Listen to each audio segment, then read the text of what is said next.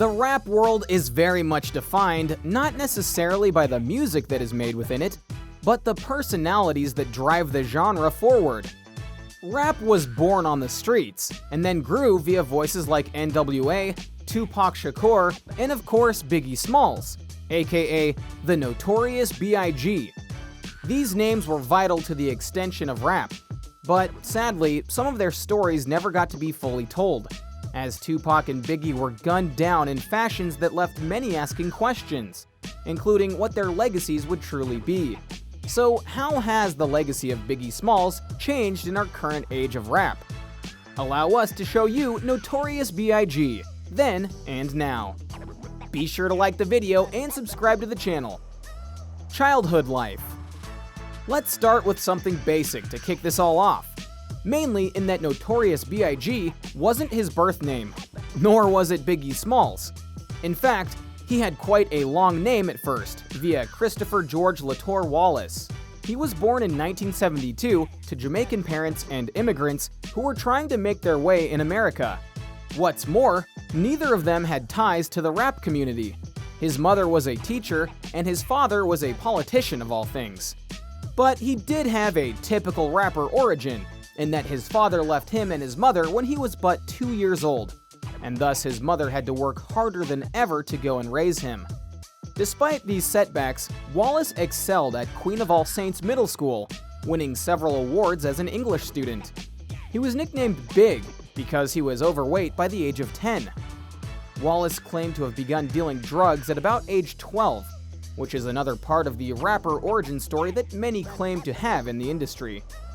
Still, you could argue that given his grades and seeing his hardworking mother, that then Christopher Wallace could have made himself into something that wouldn't necessarily be famous, but respectable in the grander scale.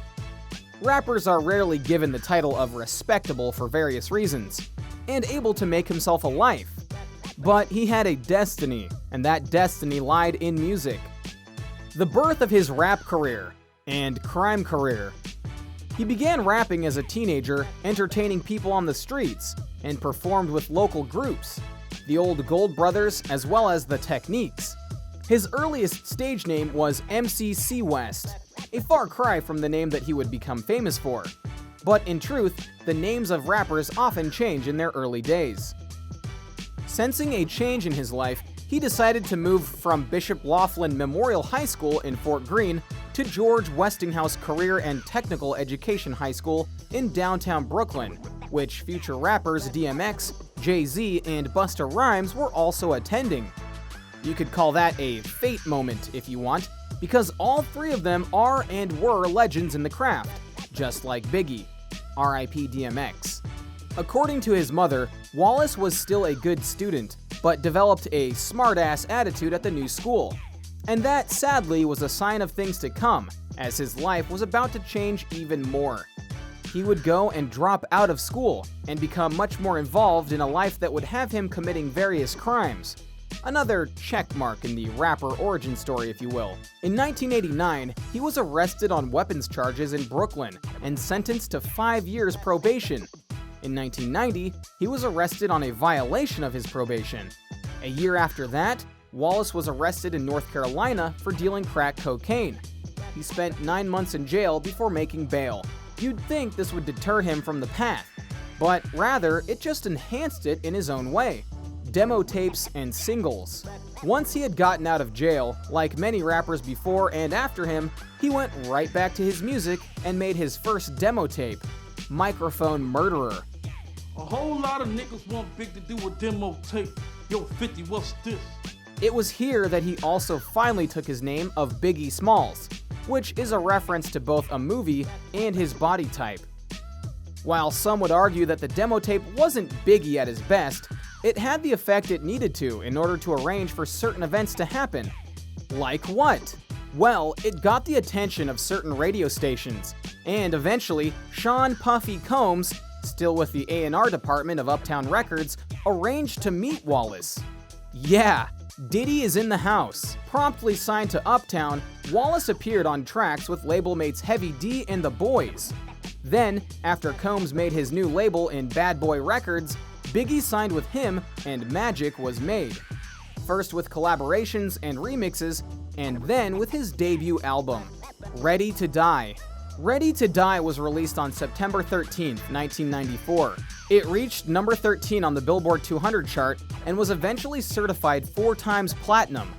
The album shifted attention back to East Coast hip-hop at a time when West Coast hip-hop dominated US charts, a thing that would get a lot of people's attention for the right and wrong reasons.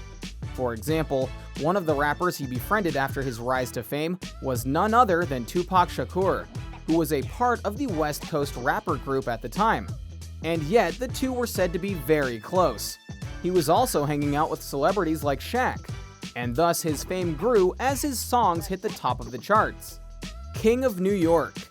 1995 was a huge year for Biggie Smalls. Wallace was the top-selling male solo artist and rapper on the US pop and R&B charts. A very big deal during that time period, and rap magazines were putting him on the cover with titles like "The King of New York Takes Over." However, all that fame and attention got the rivalry between the West Coast rappers and the East Coast rappers to be more intense, especially when Shakur and Biggie had a falling out, and their friendship became a rivalry, as they were basically the heads of both sides of the conflict. Shakur even accused Biggie and Diddy of using information against Tupac in order to get him shot and arrested. It was a very intense period for rap. Following his release from prison, Shakur signed to Death Row Records on October 15, 1995. This made Bad Boy Records and Death Row business rivals, and thus intensified the quarrel. But that would change very quickly, and for all the wrong reasons. The death of Tupac and Biggie. In September 1996, Tupac Shakur was shot in Las Vegas and died in the hospital. When news of this broke, the rap world was devastated, and many wondered if Biggie and the East Coast rappers had anything to do with it. Biggie and his family denied it, and his estranged partner in Faith Evans had this to say about what happened when Biggie found out. "I think it's fair to say he was probably afraid, given everything that was going on at that time, and all the hype that was put on this so-called beef that he didn't really have in his heart against anyone." Fast forward to March 1997, and those fears came true. Because he was on the East Coast to go and promote his new album, Life and Death, and make a music video. But as him and his security team left a party, they were followed by a black Impala, who pulled up alongside Biggie Smalls' ride and opened fire. He was hit 4 times, and the final bullet killed him. He died at the age of just 24. Tupac died at just 25. In the course of just 6 months, rap had lost 2 of its biggest icons and music makers. Legacy. In terms of his legacy in rap and beyond, you need only go and listen to people talking about him, which, even now, over decades after his death, is still a topic of discussion. Many magazines and staples of the rap community have labeled Biggie Smalls as one of the best MCs to ever hold a microphone. Some have even listed him as one of the best rappers of all time, if not the best rapper of all time. And this says nothing of the rappers and artists he's influenced.